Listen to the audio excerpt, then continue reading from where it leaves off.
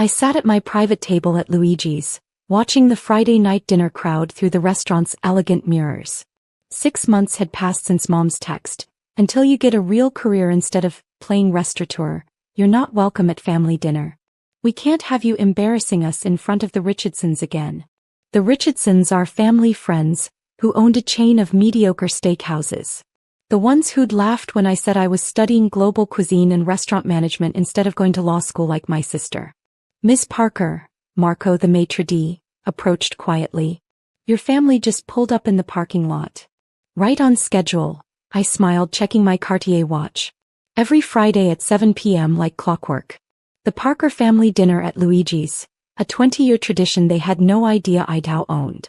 Through the antique mirror, I watched them enter. Dad in his usual Brooks Brothers suit, Mom wearing her country club pearls, my sister Amanda with her lawyer husband, all ready for their weekly performance of Perfect Family. Good evening, Mr. Parker, Marco greeted them with practiced warmth. Your usual table is occupied, I finished, standing up. But I'd be happy to join you at another one. Mom's face went pale. Dad's wine glass froze halfway to his lips. Amanda's perfect smile cracked. Sarah. Mom managed. What are you doing here? This is a private establishment. Actually, Mother, I smiled, it's my establishment. Along with Le Petit Jardin downtown, the Golden Swan on 5th, and about 30 other private establishments across the city. Impossible, Dad sputtered. Luigi's has been owned by the Romano family for generations. Until 3 months ago, I nodded to old Mr. Romano, who was watching from the kitchen door. When my restaurant group made them an offer they couldn't refuse. Though I kept them on as partners, of course. Some traditions are worth preserving. The other diners were trying not to stare as my family stood frozen in the entrance. The perfect Parker Friday night dinner was derailing spectacularly. Your table is ready, Marco announced, professional as ever. Unless you'd prefer to dine elsewhere? Mom's eyes darted to the door, probably calculating the social damage of the Parker family being seen walking out of Luigi's on a Friday night. We'll stay, Dad decided, his business instincts taking over. But we have some things to discuss. Of course, I gestured to their usual table, the best in the house, with a view of both the garden and the wine cellar. Though you should know, as owner, I've made some changes to the menu. Changes? Amanda finally spoke, horror in her voice. But Luigi's never changes. I smiled, remembering all the times they'd mocked my culinary studies, my travels learning from world-class chefs, my obsession with revolutionizing traditional restaurants. Everything changes, sister dear. Even family traditions. As they took their seats, Marco appeared with wine, not their usual overpriced Bordeaux, but a rare vintage I'd discovered in a small Italian vineyard. To new beginnings, I raised my glass. And to finally having a real career. Mom's hands shook as she reached for her menu. She was about to discover that her embarrassing daughter had done more than just buy their favorite restaurant. I'd reinvented it. And they were about to eat their words. The menu. Mom's voice trailed off as she opened the leather-bound folder. These aren't Luigi's prices. They're my prices, I replied, watching Dad's face redden as he saw the new numbers. Turns out when you source ingredients directly from Italian artisans and employ Michelin-starred chefs, you can charge accordingly. Michelin-starred? Amanda scoffed. Luigi's is a family restaurant. I corrected, nodding to Marco. Show them. He pulled out his tablet, displaying recent reviews from food critics across the country. Luigi's Renaissance. How Sarah Parker transformed a local institution into America's most exciting new restaurant empire. Empire. Dad choked on his wine. Parker Restaurant Group, I continued, enjoying their expressions. 43 establishments, 6 countries, $3 billion in annual revenue. Though I'm sure that's nothing compared to Amanda's junior partner salary. My sister's face flushed. She'd spent the last family dinner I'd attended bragging about making partner at her law firm, right before they'd banned me for embarrassing them with my food service job. This is ridiculous, Mom burst out. You can't possibly own the restaurant you're sitting in? I signaled the chef. Let me prove it.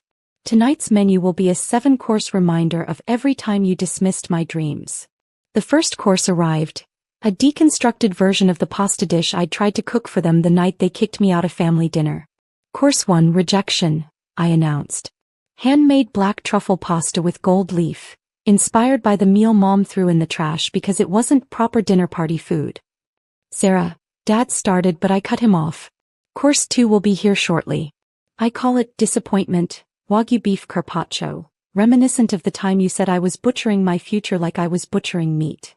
Amanda stared at her plate, probably remembering how she'd laughed when I enrolled in culinary school. Your old menu items are still available, I added. But they're now listed under traditional choices for traditional minds. Mom's hands shook as she reached for her wine. Why are you doing this? Because 6 months ago you said I wasn't welcome at family dinner. Now you're eating at my table in my restaurant, surrounded by the success you said I'd never achieve.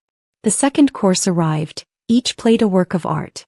The critics called this dish revolutionary, I noted. The same word you used, Dad, though you added stupid before it. We were trying to protect you, he muttered. No, you were trying to control me. To force me into your narrow definition of success. I took a sip of wine. How's that working out? Marco appeared with a folder. The latest acquisition papers, Ms. Parker. The Richardson Restaurant Group accepted your offer. Mom's fork clattered against her plate. The Richardsons, their favorite successful family, had just sold their steakhouse chain to their embarrassing daughter. You bought their restaurants? Amanda whispered. I bought everything, I smiled. Their restaurants, their recipes, their real estate. Though I doubt they'll be attending any more country club dinners with our parents.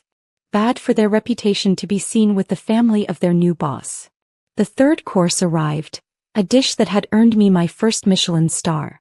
I call this one redemption, I said softly. Though you might call it, be careful who you ban from dinner. Course 4, legacy, I announced as servers presented the next dish. A modern interpretation of Luigi's original recipes, proof that tradition and innovation can coexist. Unlike family and pride apparently. The artfully plated dishes sat untouched as my family struggled to digest something far harder than food, the reality that their embarrassing daughter now owned not just their favorite restaurant, but an entire culinary empire. The wine, Dad said suddenly, staring at his glass. This isn't from Luigi's cellar. No, I agreed. It's from my vineyard in Tuscany. The one I bought last year while you were telling everyone I was finding myself in Europe. Mom's hand flew to her pearls. Vineyard. Among other things. I gestured to Marco, who presented another folder. The Parker Restaurant Group portfolio. Restaurants, wineries, cooking schools, food tech startups. Even a few food-focused streaming series. The New York Times called us the most innovative force in global cuisine. Amanda flipped through the pages, her lawyer's eyes widening at the numbers. This is billions. 3.7 as of this morning, I confirmed. Though that's probably not impressive to someone with a real career.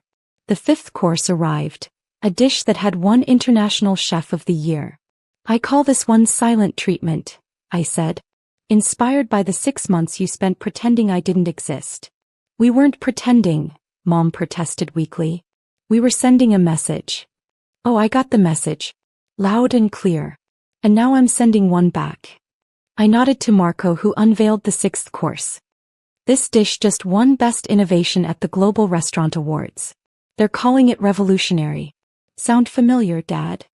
He flinched, remembering his words. This revolutionary nonsense will lead nowhere. Sarah, Amanda tried, we were all just worried about pie future. I laughed. While you were worrying, I was building. Every time you excluded me from family dinner, I was opening another restaurant. Every time you told your friends I was finding myself, I was finding success.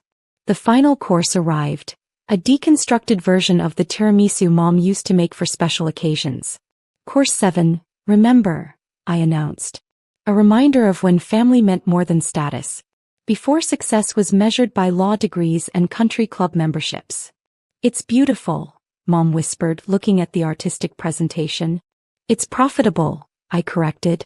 Since that's what matters to you. This single dessert generates more revenue than a month of Amanda's billable hours.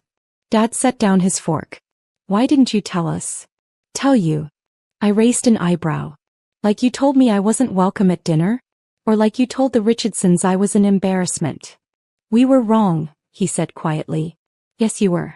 And now you're eating in my restaurant, drinking my wine, and realizing that your embarrassing daughter revolutionized the industry you mocked. Marco approached with one final folder.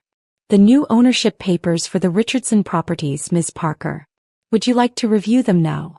No need, I smiled. I trust my legal team. Though Amanda is welcome to look them over, assuming she can take time from her real career.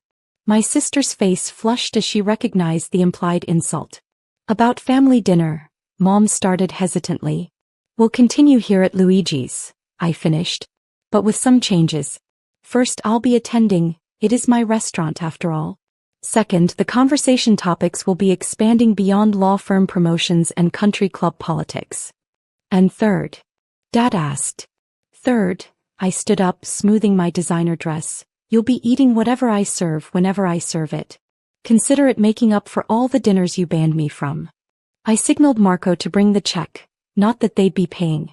Oh, and one more thing. The Richardsons' going-away party next week? It's being held here. They specifically requested that their new boss attend. You're hosting their party? Mom looked horrified. No, Mother. I'm not hosting anything. I own everything. There's a difference. I headed for the door, then turned back. Next Friday, same time. Don't be late. The new menu waits for no one, not even family. As I left, I heard Amanda ask for a job application. Dad was quietly calculating the value of my empire. And Mom? Mom was probably already drafting texts to her country club friends about her daughter's surprising success.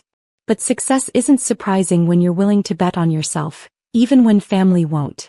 Sometimes getting banned from dinner is just the appetizer before a feast of your own making. In my office above the restaurant, I watched through the cameras as they finished their meal in stunned silence. The family that had once banned me from their table was now eating at mine, drinking my wine, surrounded by my success. Marco's voice came through the intercom. Your parents are asking about next week's reservation. Tell them it's confirmed, I smiled. And Marco? Make sure they understand at my table, everyone's welcome. As long as they can swallow their pride along with their food. After all, revenge is a dish best served with a Michelin star.